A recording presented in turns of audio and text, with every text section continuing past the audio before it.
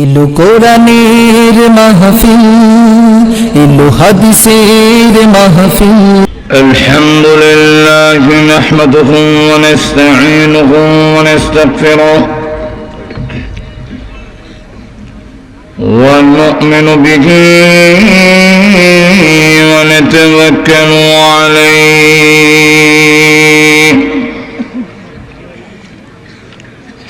ونعوذ بالله من شرور أنفسنا ومن سيئات أعمالنا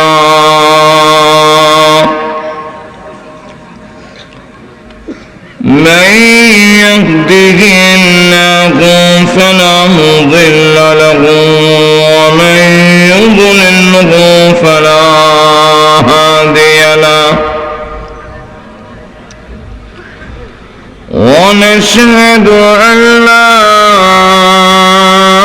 إله إلا الله وحده لا شريك له ونشهد أن سيدنا ومولانا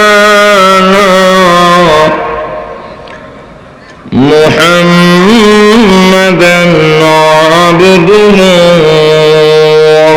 ورسوله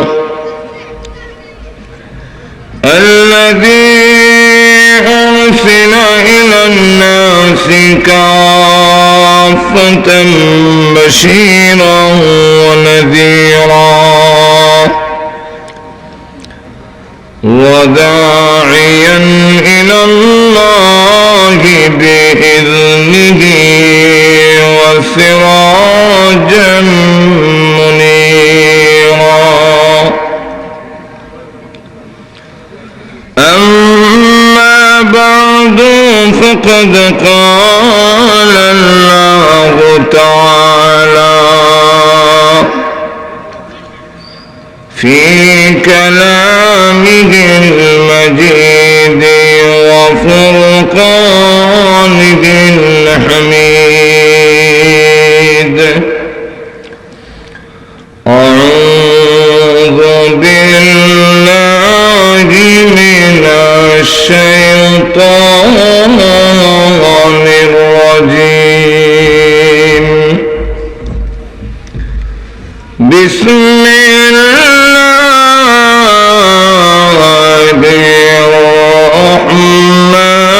الرحمن الرحيم إن الذين قالوا ربنا الله ثم استقاموا تتنزل عليهم الملائكة ألا تخافوا ولا تحزنوا وأبشروا بالجنة التي كنتم توعدون نحن أولياؤكم في الحياة الدنيا وفي الآخرة ولكم فيها ما تشتهي أنفسكم ولكم فيها ما تدعون نزلا من غفور رحيم صدق الله العظيم صلى الله على سيدنا ومولانا محمد وعلى آله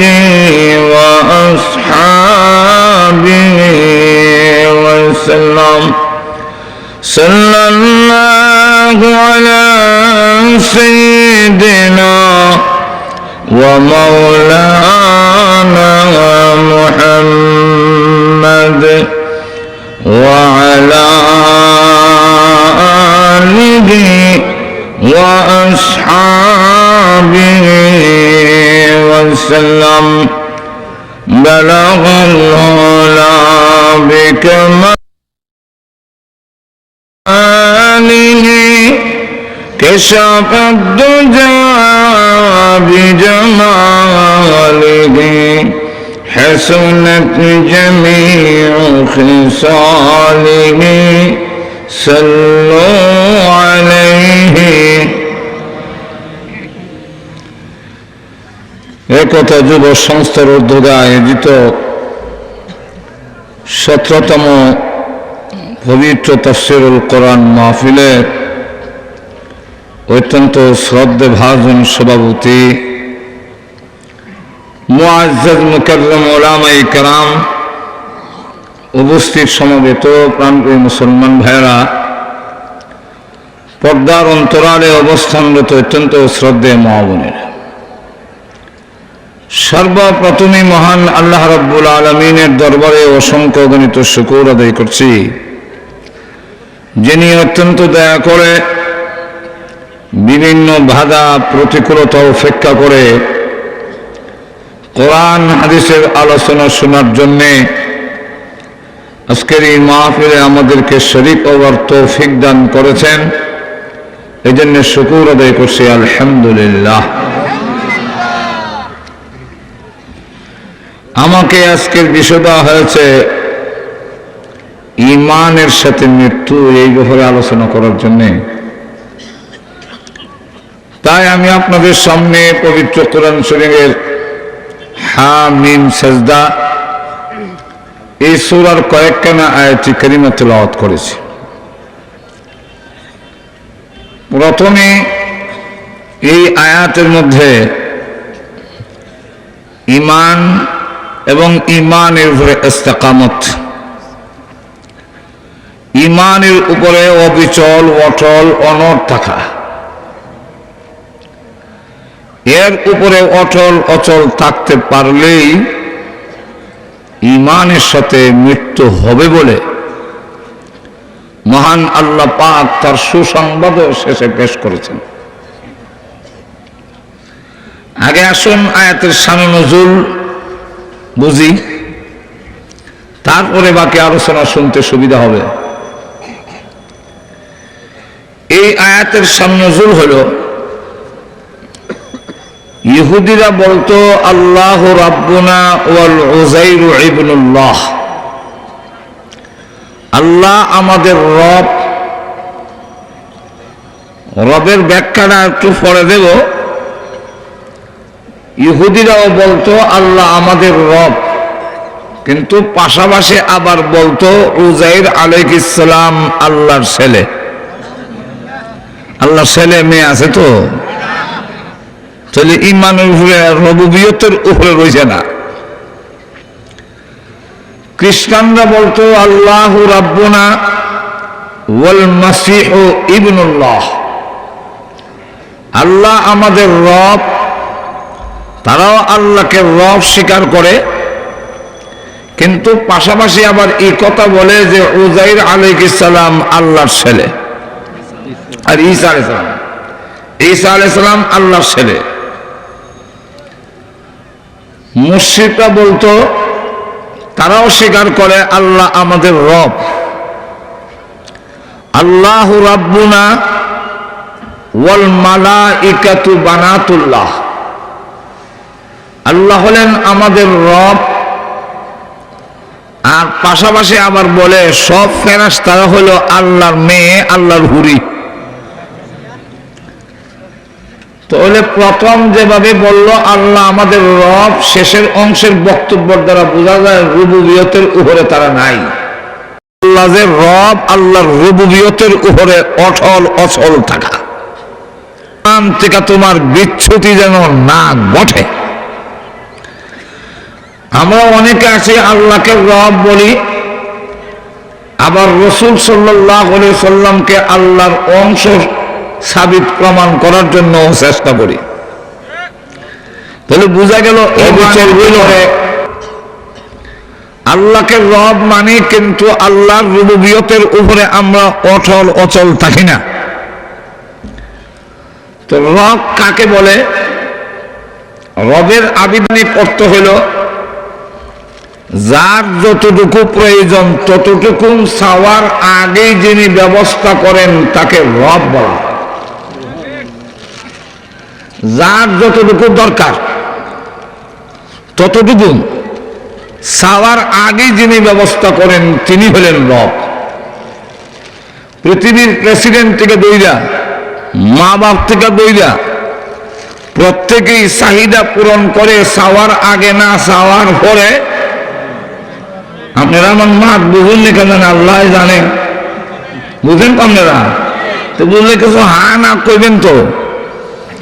মা কি বাচ্চারে দুধ দেয় কান্দনের আগে? কিছু কান্দনের পরে দেয়, প্রত্যেকেই চাওয়ার পরে দেয়, আর অনেকে তো চাইলেও দেয় না। আর তো জোরে বলেন, আমরা চাইলেও আমাদের অধিকার দেয় না। কিন্তু আল্লাহ রাব্বুল আলামিন এমন সত্তা যিনি তার মখলুকে, তার সৃষ্টির যখন যেটা যেই সময় দরকার হয় চাওয়ার আগে আগে তিনি ব্যবস্থাপনা করে দেন, তার নামই হলো রব। রবটা তিন অর্থে ব্যবহার হয়। রবের এক অর্থ হলো খালিক, আমাদের সকলের রব, আমাদের সকলের খালেক, সকলের বানানেওয়ালা কেডা? আর একটু করে বলেন না, সন্দেহ আছে আপনাদের? আল্লাহ পাক বানানোর পরে সকল রূহের সামনে আল্লাহ জিজ্ঞাসা করেছিলেন, আলাস্তু বিরাব্বিকুম, আমি কি তোমাদের রব নই? এর অর্থ হলো আমি কি তোমাদের খালেক, বানানেওয়ালা নই? ওই দিন কিন্তু আমরা সকলেই স্বীকৃতি দিয়ে ইসলাম। সেই রূহের জগতে সর্বপ্রথম যিনি জবাব দিলেন রব্বুল্লাহ,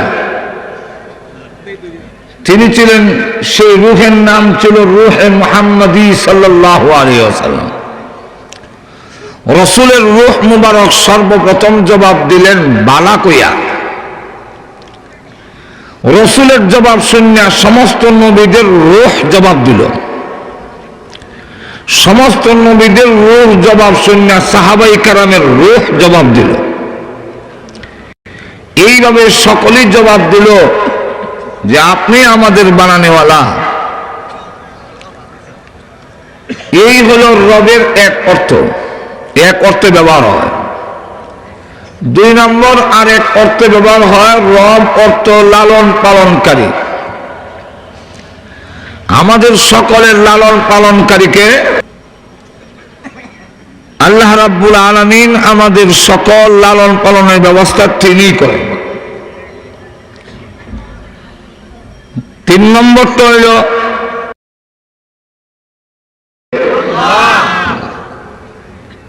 তো এই যে তিন অর্থে ব্যবহার হয়, রব অর্থ খালেক। আল্লাহ পাক অন্য আয়াতে বলেন, আলা লাহুল খালকু ওয়াল আমরু, সৃষ্টি যার, হুকুম চলবে তার। আর তো জোরে বলেন। আজকের পৃথিবীতে কেন অশান্তি? এই অশান্তির যতগুলো কারণ, এর মধ্যে একটা কারণ হলো যিনি বানাইছেন তার কথা মানি না।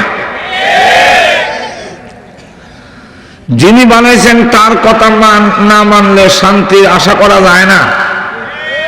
আর তো জোরে বলেন। মাইকটা একজনে বানাইছেন, তার কথা মাইনেই মাইক সেট করতে হয়। এখন যদি কেউ কয় যে এই সিস্টেমে মাইক ফিট করা হবে না, এখন ডিজিটাল সিস্টেম। ডিজিটাল কিটা? মাউথ পিস নিয়ে বাঁশের আগায় বাঁধো, হরনগুলো সুতরার খল্লা তাই ফিট করো, ব্যাটারির মধ্যে 2 ক্লিপ দিয়া সিবাদা না দইরা বক্তার 2 আঙ্গুলের মধ্যে 2 ক্লিপ দিয়া সিবাদা ধর, এরপরে যদি আওয়াজ দেয় আপনারা কি মনে করেন বিকট আওয়াজ হতো না? কথাটা বুঝেন না? তখন দেখবেন মাইক বন্ধ হয়েছে, অসল অসল হওয়ার কারণটা কি জানেন আপনারা? কারণটা কি? ডিজিটাল না, কারণটা হইল বানানেওয়ালার কথা মানছে না। আর বুঝলে বলে কার কথা মানছে না? মাইক বানানেওয়ালা, মাইক যে বানাইছে উনার কথা মানছে না। সিস্টেমটা কিন্তু উন্নত মানে, আগে ব্যাটারের মধ্যে সিবাদা ধরত, এখন বক্তার 2 আঙ্গুলের মধ্যে ধরে রাখছে। সিস্টেম উন্নত কিন্তু আওয়াজ হয় না। মাইক অচল কেন? বানানেওয়ালা মাইক বানানেওয়ালার কথা মানছে না। আজকের আমাদের সমাজ অচল হয়ে যাচ্ছে, কারণ কি? আমরা আমাদের বানানেওয়ালার কথা মানছি না।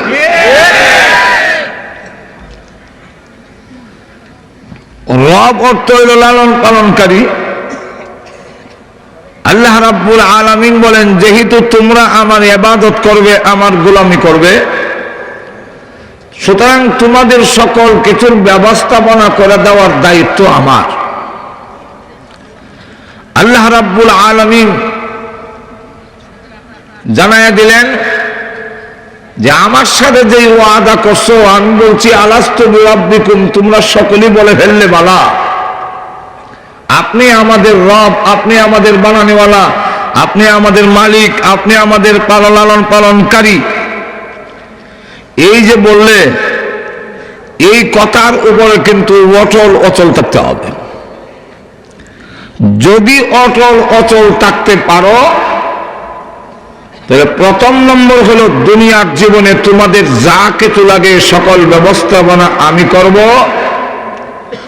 আর মৃত্যুর পরের জিন্দেগি তুমি যা বলবে, বলতে দেরি হবে, আমি আল্লাহ তা কইরা দিতে 1 সেকেন্ড দেরি করব না। তুমি যা চাইবে তাই হবে। এই কথা বলে সেই কথাটা কতটুকু মনে রাখতে পারলাম, পরীক্ষা নেওয়ার দরকার।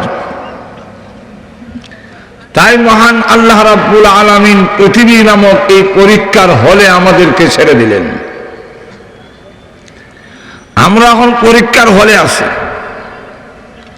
কে রব মনে রাখতে পারলো আর কে ভুলে গেল, এটাই হলো পরীক্ষা। এই জন্যে লক্ষ্য করে দেখেন, আমরা জায়গায় জায়গায় রব স্বীকার করি। নামাজ পড়তে গেলে নিয়ত বাইন্দা ওই আলহামদুলিল্লাহ রাব্বিল আলামিন, রুকুত গিয়ে ও সুবহান রাব্বিয়াল আযীম, দাঁড়ায় ও সামি আল্লাহু লিমান হামিদা রব্বানা লাকাল হামদ, সাজদাত গিয়েও বলি সুবহান রাব্বিয়াল আ'লা। জায়গায় জায়গায় রব স্বীকার করে কথা বলে, আল্লাহ তুমি রবকে আমরা ভুলে যাই নাই। কথাটা বুঝছেন? এই কথা স্বীকার করার পরে আল্লাহ পাক আমাদের যা কিছু লাগেন সকল কিছুর ব্যবস্থাপনা তিনি তিনার ওয়াদা মতে করে দিয়েছেন না, করেন নাই? মার পেটে আসার পরে যা কিছু লাগে সকল ব্যবস্থাপনা কে করছেন? আল্লাহ। এখানে কারো কোনো অংশীদারিত্ব নেই। পৃথিবীতে আসার পরে আমার দাঁতের দরকার, দাঁতের ব্যবস্থা করলেন। আমি পৃথিবীতে আসার পরে নরম লিকুইড খাবারের দরকার, আল্লাহ পাক দুধের ব্যবস্থা করে দিলেন। যেরকম ঠিক না? তাও দুধ এমন জায়গার থেকে ব্যবস্থা করলেন, পায়খানা আর রক্তের মাঝখান থেকে দুধ বাইর করে আনে। গরুর দুধ, গোবর আর রক্তের মাঝখান থেকে বের করে আনে। অথচ লক্ষ্য করে দেখেন, বকরি কালা রং, দুধ কিন্তু কালো নয়, সাদা। যেরকম ঠিক না? রক্তের কালার হলো লাল, কিন্তু দুধ লালের কোনো আসরের মধ্যে নাই। লক্ষ্য করে দেখেন গোবরের মধ্যে একটা গন্ধ থাকে, কিন্তু দুধের মধ্যে গোবরের কোনো গন্ধ রাখলেন না। যে কোনো মেশিন দিয়ে শরবত যদি মেশিন দিয়ে করে খাওয়া হয়, এরপরও শরবত খাইতে গেল গলায় কিছু জিহ্বাত কিছু বাজে। দুধকে এমন ভাবে নিষ্পেষণ করে দিলেন খাইতে সময় গলার মধ্যে কোনোদিন। আল্লাহ পাক বলেন মিন বাইনি ফারসিন ওয়া দামিল লাবানাল খালিসা সাওয়াইগাল লিশারিবিন।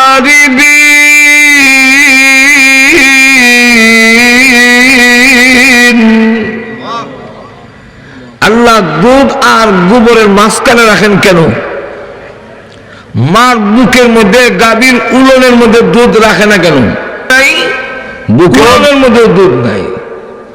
আমি আগে মনে করতাম এই মোটা সুটাতে দেখা যায় উলন, এটার মধ্যে মনে হয় দুধ আইন জমা হয়ে বইরে তুসে। একবার গাই যখন জমা করছে তো তাকায় দেখি দৌড়ে গেলাম, সামনাটা চলবার সময় আমি দেখতাম এটা গাঁথা না, খুব দূর গাঁথা, গিয়া দিয়ে গুছতে বড়া কোনো গাঁথা ওটা নাই।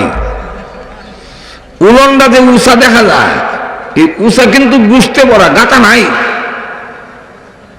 তাহলে দুধ থাকার জায়গাটা গো,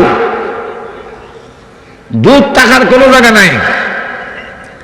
কিন্তু লক্ষ্য করে দেখেন দুধ রাখছেন আল্লাহ আরেক জায়গায়, এখানে না। গোবর আর রক্তের মাঝখানে, পায়খানা আর রক্তের মাঝখানে। কেন? আমাদের সুবিধার জন্যে। যদি আগ থেকে উলনের মধ্যে, গায়ের উলনের মধ্যে মার বুকের মধ্যে দুধ জমা করে রাখতেন, এই ঠান্ডার দিনে দুধ জমা, এটা না দই না দুধ, তখন দেখা যাইত টান দিলে ঠিকভাবে দুধ আসে না, আসে না। তখন বাচ্চাও পুরা তৃপ্তি পাইতেছে না, আইলেও সিরা সিরা সাক্কা সাক্কা। আল্লাহ পাক বলেন গোবর আর রক্তের মাঝখানে রাখলাম, তোমার যেই সময় দুধ পান করার সময় হয়, টান দিতে দেরি হয়, সেখান থেকে তোমার মুখে দুধ পৌঁছাইতে আমি আল্লাহ দেরি করি নাই। রক্ত আর গোবরের মাঝখানে থাকলে রক্তও চলে, গোবর যেখানে সেখানে একটা পদ্ধতি মেশিন সবসময় ঘুরে। এই কারণে গোবরের জায়গাটাও গায়ে জবা করার পরে পরীক্ষা করে দেখছি, জবা করার পরে যখন বরুল্লি কাটে তখন গা দিয়ে ধোঁয়া বের হয়, গরম। রক্তের মধ্যেও একটা গরম আছে, চলাফেরা করার কারণে প্রতি মিনিটে 5 মাইল স্পিডে রক্ত উঠানামা করে, এতে রক্তটা গরম থাকে। এই গরমের মাঝখানে দুধ আল্লাহ রেখা দিলেন, আর তোমার সময়মতো যখন টান দিলে তোমার মুখে দুধ পৌঁছাই দিলাম। ব্যবস্থাপনা আমি ঠিকই করলাম। শক্ত জিনিস খাওয়ার জন্য দাঁত দিলাম, দেখার জন্য চোখ দিলাম, দল্লার দরবার জন্য হাত দিলাম, সব কিছু দিলাম, জমিন দিলাম। আমি আল্লাহ রাব্বুল আলামিন তোমাদেরকে এটা বসবাস করার উপযোগী বানাইয়া জমিনকে জানাইয়া দিলাম, হে জমিন আমার বান্দার বালাখানা বিল্ডিং ঘর সব তুই কাঁধে নিয়ে রাখবে, তোকে ধারণ ক্ষমতা দিলাম। আল্লাহ রাব্বুল আলামিন কোরআনের সময় এত কম, এই জন্য লম্বা চড়া করতে যাচ্ছে না, স্থির করে দিয়েছেন।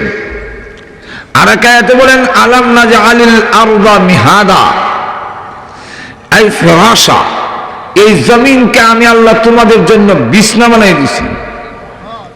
আর এক আয়াতে বলছেন ওয়াল আরদা ফিরাশা, এই জমিনকে বিছনা বানিয়ে দিয়েছি।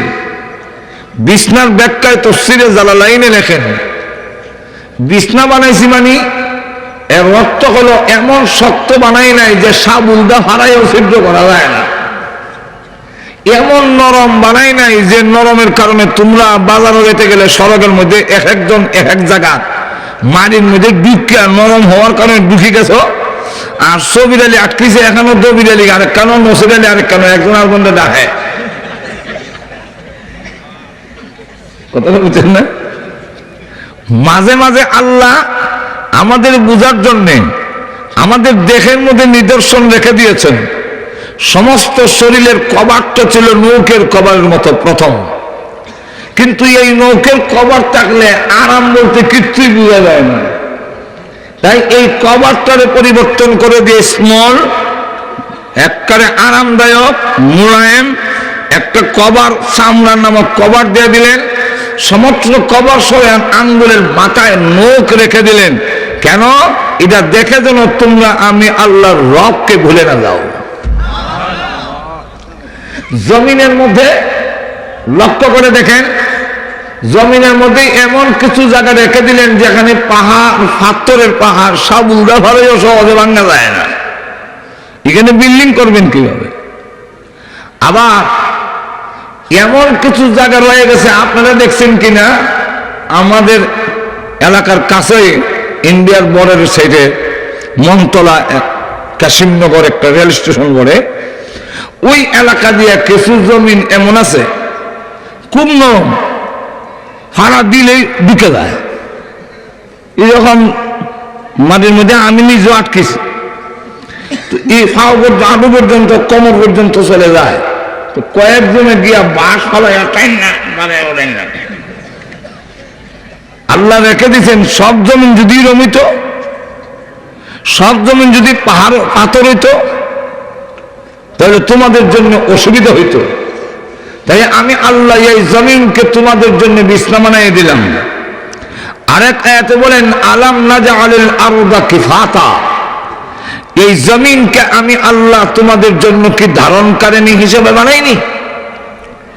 এই যে বিল্ডিং দাঁড়িয়ে আছে 50 তলা, 60 তলা, 100 তলা, আমরা মনে করি যে এটা ফাইলিংটা ভালো করে হয়েছে এই জন্য বিল্ডিংটা খারাপ। ফাইলিং এর কারণে খারাপ নয়। আল্লাহ হুকুম দিয়েছেন, জমিন আমার বান্দা তোর উপরে বালাখানা তৈরি করবে, তুই কিন্তু কাঁধে নিয়ে রাখতে হবে। যখন ভূমিকম্প হয় তখন দেখা যায় 50 তলা, 100 তলা 200 বোঝা যায়, তখন ফাইলিং যায় কই? হয়তো জোরে বলেন। আমরা বলি জনগণ সকল ক্ষমতার উৎস। জনগণ যদি সকল ক্ষমতার উৎস হয়, 1 নম্বর হলো এই আকীদা ঠিক না। জনগণ সকল ক্ষমতার উৎস যদি হইতো, তখন ঝড় তুফান আইলে, ঘূর্ণিঝড় আইলে, জলোচ্ছ্বাস আইলে, ভূমিকম্প শুরু হইলে জনগণ তাহে কই? হয়তো জোরে কম। জনগণ যদি ক্ষমতার এইভাবে উৎস হইতো না, তাহলে আমরা এই হয়তো জোরে কম যে আমরা বুঝই দিছি না 154 জন ভাস, এই অবস্থা তো হওয়ার কথা ছিল না। লক্ষ্য করে দেখেন এই আকীদা বিশ্বাস। জনগণ সকল ক্ষমতার উৎস নয়, তবে আকীদাটা যদি এইভাবে থাকে যে জনগণ দিয়ে আল্লাহ নামায়, জনগণ দিয়ে ফুলের মালা দিয়ে নেয়, আবার এই জনগণ দিয়ে আল্লাহ ওই জুতাটা ভিড়াইয়া আবার নামায়। আল্লাহই উঠায় কিন্তু ব্যবহার করে জনগণে। জনগণ ঠিক কিনা? কিন্তু ক্ষমতা কার হাতে? আল্লাহর হাতে। এরপরে আল্লাহ রাব্বুল আলামিন আরেক আয়াতে বলেন, আল্লাযী জাআলা লাকুমুল আরদা যালুলা ফামশু ফি মানাকিবিহা, আমি এই জমিনকে বলছি, জমিন রে সাবধান, তুই কিন্তু নড়াচড়া করিস না। তোর উপর দিয়ে সবিরালি, দবিরালি, সেরাগালি আঁকবে, তুই কিন্তু কাঁধে নিয়ে রাখতে হবে। সে তোমাদের অনুগত। জমিন যদি আঁকবার সময় উল্লায় হারাই দিত,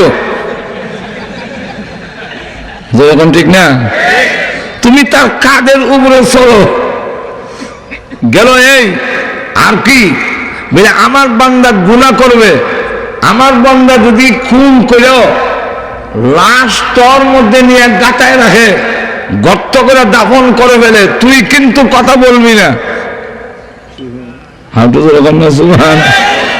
সব দিক দিয়ে জমিনকে আমাদের অনুগত করে দিয়েছেন। জমিন যে কথা বলতে পারে না এরকম নয়, একদিন বলবে, একদিন বলবে। এখন কেন কথা বলবি না? আমার বান্দা যদি আবার আমার কাছে তওবা করে ফেলে আমি তার জিন্দেগীর গুনাহ মাফ করে দিব। তুমি আমার বান্দাকে সরাসরি ভাবে শরম দিও না। কিন্তু একদিন বলবে ইযা যুলজিলাতিল আরদু জিলজালাহা ওয়া আখরাজাতিল আরদু আথকালাহা ওয়া ক্বালাল ইনসানু মা লাহা বিআন্না রাব্বাকা আওহা লাহা। কথা বলবে, জমিন সব কিছু বলতে থাকবে। ওই দিন আমি বলবো ওয়াকালাল ইনসানু মা লাহা, জমিন রে তোর কি হইল? ইয়াউমা ইযিন তুহাদ্দিসু আখবারাহা, যেদিন জমিন মুহাদ্দিস হয়ে যাবে। আখবার এটা হলো খবরের বহুবচন, ইংরেজিতে বলা হয় নিউজ, বাংলা বলা হয়, আমরা বাংলাও কই সংবাদ, আর আরবিতে বলা হয় খবর। খবরের বহুবচন হলো আখবার। আল্লাহ রাব্বুল আলামিন বলেন ইয়াউমা ইযিন তুহাদ্দিসু হাদ্দাসা ইউহাদ্দিসু তুহাদ্দিসান, যখন জমিন ব্যাখ্যা দিতে থাকবে, বর্ণনা দিতে থাকবে, তোমার জীবনের সমস্ত পাপ কর্ম যা করছো সবগুলো যখন বর্ণনা দিবে, তখন তোমরা বলবে ওয়াকালাল ইনসানু মা লাহা, জমিনকে লক্ষ্য করে বলবে যে তুমি এমন কেন শুরু করে দিয়েছো।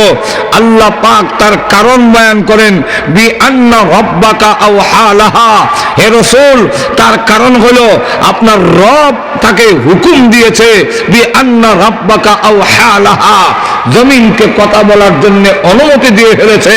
অতএব জীবনে যা করছি ওই দিন জমিন একবারে সব বর্ণনা দিতে থাকবে। তো এখন আসুন, আল্লাহ রাব্বুল আলামিন আসমানকে সাত বানিয়ে দিলেন, সব কিছু করে দিলেন, সকল ব্যবস্থাপনা আল্লাহ করলেন। এই সব ব্যাখ্যা দেওয়া দিতে গেলে অনেক লম্বা সময়। সকল কিছুর ব্যবস্থাপনা আল্লাহ করে দিয়েছেন।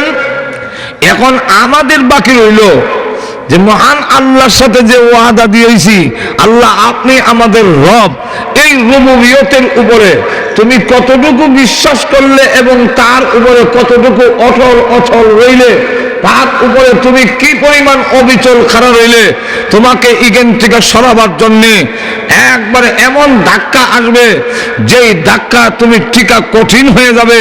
কিন্তু তোমরা যখন মজবুত পাহাড়ের মতো দাঁড়ায় থাকবে, ঈমান থেকে যখন সরবে না, তখন দেখা যাবে ইন্নাল্লাযীনা ক্বালু রাব্বুনাল্লাহ, যারা বলে রব আমার আল্লাহ, আর এরপরে বলেন সুম্মাস্তাকামু, এর উপরে ইস্তেকামতের সাথে থাকে, তার উপরে অচল থাকে যে আমার মরণ হতে পারে, পৃথিবী চলে যাইতে পারে, কিন্তু ঈমান থেকে 1 ইঞ্চি আমি নড়ব না।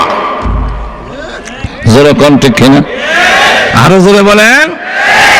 সাহাবায়ে কেরাম এমন অবিচল অটল ছিলেন ঈমানের উপরে, যার পরে আল্লাহ প্রশংসা করতে গিয়ে বলেন সাহাবায়ে কেরামের সাথে যে ষড়যন্ত্র করা হয়েছে, যেই বেঈমান কাফেররা ঈমান থেকে সরাবার জন্য শয়তান এবং শয়তানের দোসররা যেই চেষ্টা করেছে সাহাবায়ে কেরাম থেকে ঈমান থেকে সরানোর জন্য, এই ষড়যন্ত্র যদি পাহাড়ের সাথে করা হইতো তাহলে আল্লাহ রাব্বুল আলামিন বলেন পাহাড় জায়গার থেকে নড়ে যেত, পাহাড় জায়গার থেকে সরে যেত। কিন্তু দেখা গেল সাহাবায়ে কেরাম নড়ে নাই। এতে বোঝা যায় আল্লাহ রাব্বুল আলামিন বলছেন যে সাহাবায়ে কেরামের দৃঢ়তা, সাহাবায়ে কেরামের ঈমানের উপরে ইস্তেকামত, সেটা ছিল পাহাড়ের চাইতে আরো মজবুত। একটু জোরে বলেন। পাহাড়কে জায়গার থেকে নড়ানো যায় না। এই যে আফগানিস্তান ইরাকে হামলা করছে, বিভিন্ন অস্ত্র প্রয়োগ করছে, বলন্ত দিকে পাহাড়ের জায়গার থেকে নড়াইতে পারছেনি? একটু জোরে বলেন। কিন্তু এরপরে কোনো জায়গা ভেঙে ফেলাইছে, কিন্তু সাহাবায়ে কেরামের ঈমান নির্যাতনের স্টিম রোলার চায়ও তাদের ঈমান থেকে 1 ইঞ্চি সরাইতে পারে নাই। আর একটু জোরে বলেন। এই ব্যাপারে যদি গণনা বলতে যাই তাহলে আজকাল রাইতে শেষ করুন সম্ভব না। হুযায়ফা নামে একজন সাহাবীকে ধরলেন। তিনজন সাহাবী ছিল খুব সুন্দর, বিশ্ব সুন্দর। এর মধ্যে একজনের নাম ছিল দাহিয়া কালবি, আরেকজনের নাম ছিল খুবাইব, আরেকজন নাম ছিল হুযায়ফা। তো হুযায়ফা রাদিয়াল্লাহু আনহু খুব সুন্দর, কাফেররা ধরলেন, মুশরিক বাদশা ওনাকে ধরে ফেলছে, গ্রেফতার করে ফেলছে। গ্রেফতার করার পরে ওনার সুন্দর সুঠাম দেখে এবং চামড়ার লাবণ্যতা দেখে সে আশিক হয়ে গেছে। ভক্ত হয়ে বলে, হে হুযায়ফা, তোমার মতো এমন সুন্দর পুরুষ, তুমি কেন গেলে মুহাম্মদকে অনুসরণ করতে? পৃথিবীর মানুষ তো তোমাকে পূজা করবে। তখন হুযায়ফা রাদিয়াল্লাহু আনহু বলেন, রে মুশরিক কাফির, শুন, আমার সুন্দর দেখে যদি এত মুগ্ধ হয়ে গেলি, আমার বিশ্ব নবী রাহমাতুল লিল আলামিনকে যদি এক নজর দেখতে, তাহলে তো মনে হয় গলার মধ্যে ছুরি লাগাইয়া দিতে। মুশরিক বাদশা কয়, একটা কাজ করো। কি? তুমি যদি আমাদের ধর্মে চলে আসো, ইসলাম ছেড়ে দাও, ঈমান ছেড়ে দাও, তাহলে আমার অর্ধেক রাজত্ব এই মুহূর্তে তোর নামে লিখে দেন। উনি একটা অবজ্ঞার হাসি দিলেন। হাসি তো কয়েক জাতের আছে, এর মধ্যে একটা হাসি আছে অবজ্ঞার হাসি। এটা কয় হ্যাঁ হ্যাঁ। তখন মুশরিক বাদশা কয়, তোর হাসিয়ে বোঝা যায় আমার প্রস্তাব যেমন তোর কাছে পছন্দ লাগছে না।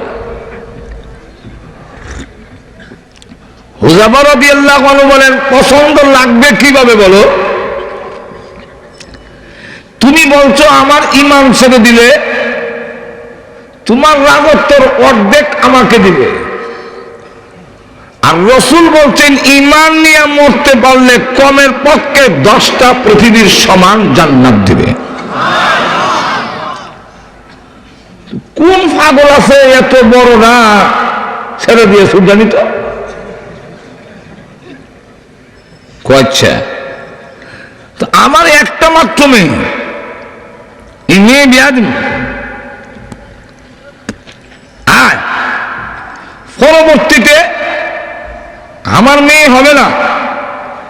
তখন সময়ও এখনো কিন্তু লন্ডন আমেরিকা মহিলাকে প্রধান বানায় না, এই আইনটা বানায় দেয় আমরার উপরে।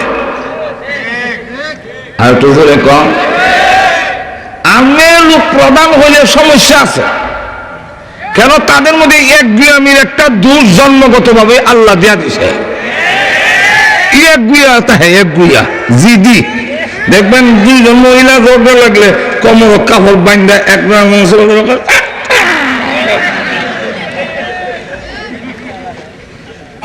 যেরকম ঠিক কিনা জিদি থাকে।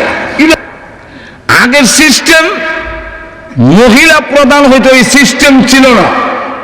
আমেরিকাতে এখনো মহিলা প্রধান হতে পারে না, লন্ডনে এখনো মহিলা প্রধান হতে পারে না। রানী জিনিল তিল লুকায় বলিছে বড় থাকা। আর আমরা দেশে করে নারীর মূল্যায়ন করতে হবে। নারীর মূল্যায়ন কি?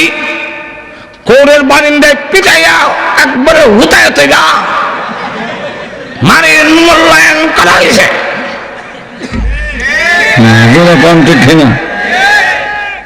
নারীর মূল্যায়ন করছে। তাহলে মূল্যায়ন করার স্লোগানটা হলো একটা ধোঁকাবাজি, আসলে মূল্যায়ন করা উদ্দেশ্য নয়। ইসলামের বিধিবিধান অমান্য করে কোনদিন নারীর মূল্যায়ন হবে না। অবমূল্যায়ন ছাড়া প্রগতি হবে না, দলগতি বাড়বে ছাড়া কমবে না। লক্ষ্য করে দেখেন, তুই বেটা প্রেসিডেন্ট হবে, মেয়েও হইলে পুরো রাষ্ট্রও হইলে, এমন সুন্দরী বউ কই হইবে? আমরা কোন সময় সালাম দিয়া গ্রহণ করলাম, যেরকম ঠিক কিনা? আমাদের দেশের আলু আর রুটি খাওয়ার আশা ইমান থেকে লইয়া যায়। আর একটু জোরে বলেন, হাসিনি রকম। সরকারের বিরুদ্ধে কিছু বলতে পারবেন না, তাহলে আপনাকে পিটানো হবে। রসুলের বিরুদ্ধে কইলে, আল্লাহর বিরুদ্ধে কইলে তখন তোমার ইমান তাকে কোথায়? ঠিক কিনা? ইমানের পক্ষে কথা বলতে হবে, এতে এই কথা যার উপরে যায় যাক। মুসলিম দেশ, ইমান নিয়ে থাকতে হবে, ইমানের উপরে মৃত্যু হবে। এত যদি শাহাদাত বরণ করতে হয়, 1000 বার মরার জন্য প্রস্তুত থাকতে হবে, তাই হবে ইমানের পূর্ণাঙ্গ।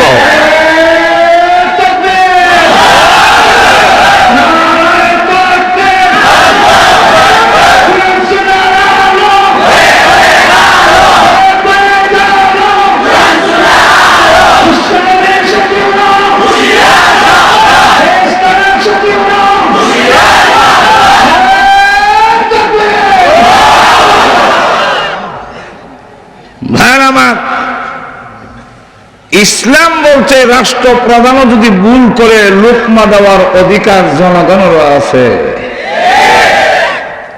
আমরা ইসলাম বলে ইমাম সাহেব যত বড় মুহাদ্দিস হোক, আমরা উস্তাদের উস্তাদ, 1000 আলেমের উস্তাদ, ধরমপুরি হুজুর দিছি ইমামতি, হুজুর যদি ভুল করে লায় লোকমা দেওয়ার অধিকার আমরা দিছি।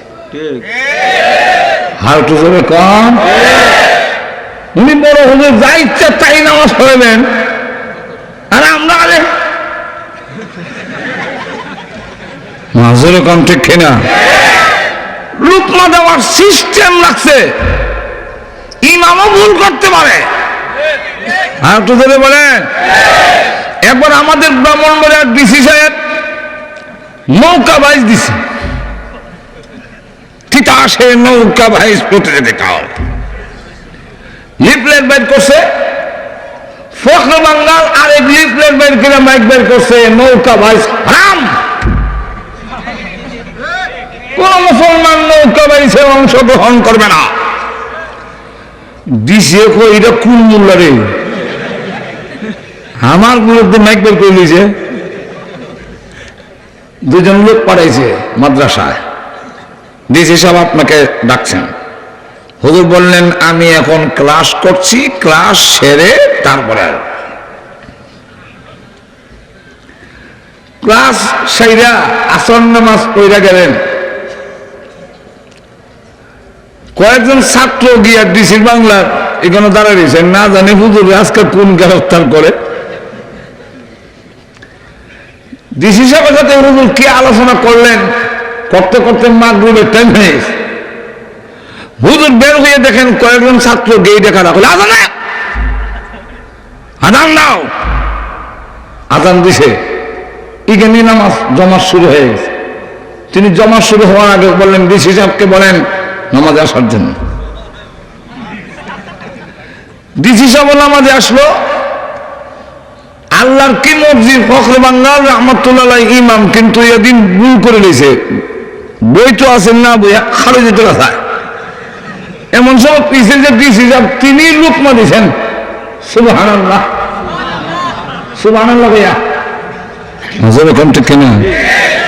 বুয়ার জায়গা যদি খারে যেতে কথা কি তা কেমন লাগে? সুবহানাল্লাহ, আল্লাহ বলবে, আল্লাহ বলতো খারে বেলে গা বলবেন লেগে সুবহানাল্লাহ। তো ফখর বাঙ্গাল বসে গেছেন, নামাজের সালাম পেয়ে বললেন ডিসি সাহেব আমি নামাজের ইমাম, ভুল করেছিলাম, আপনি আমাকে লোকমা দিছেন, আমি আপনার লোকমা গ্রহণ করেছি। আপনি হলেন জেলার ইমাম, সুতরাং আপনি ভুল করেছেন, আমি লোকমা দিয়েছি, আমার লোকমাও আপনি গ্রহণ করতে হবে। আর একটু জোরে বলেন।